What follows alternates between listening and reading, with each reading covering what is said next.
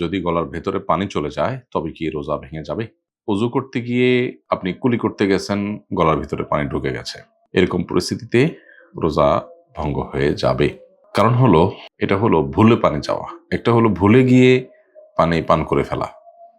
আপনি রোজার কথা ভুলে গেছেন, সেটা কারণে রোজা ভঙ্গ হবে না। কিন্তু অসতর্কতা বশত যদি প্রবেশ করে যায় তাহলে রোজা ভঙ্গ হবে। এটাই হলো ফোকায়ে আহনাফের মত এবং অধিকতর বিশুদ্ধ এবং অধিকতর সতর্কতাপূর্ণ মত। ব্যাপারটা এরকম যে আপনি পানি পান করেছেন, রোজা নাই সেটা জেনে ঠান্ডা মাথায়, তাহলে এখানে আপনার ভুল হলো, ভুল মানে আপনি রমজানের কথা, রোজার কথা ভুলে গেছেন।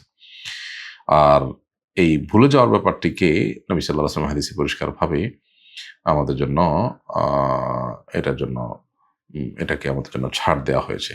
উরফে আল কলম আন থালাথ, ৩ ব্যক্তির কাছ থেকে কলম তুলে নেওয়া হয়, তাদের কর্মকাণ্ড লেখা হয় না। তার ভিতরে একজন হন আন নাসি, যে ব্যক্তি ভুলে যায়।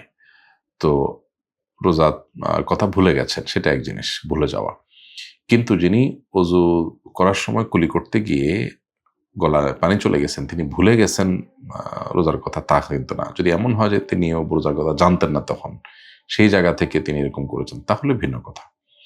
তাহলে অসতর্কতা বশত, অসাবধানতা বশত অজু অবস্থায় যদি অজু করতে গিয়ে যদি গলার ভিতর পানি চলে যায় রোজা অবস্থায়, তাহলে সে রোজা ভেঙে যাবে এবং সে রোজা রেখে ফেলতে হবে। যেহেতু অসাবধানতা বশত হয়েছে, ইচ্ছাকৃত করেননি উনি, এই জন্য তিনি গুনাহগার হবেন না অবশ্য, তবে রোজাটা আবার তাকে রেখে দিতে হবে।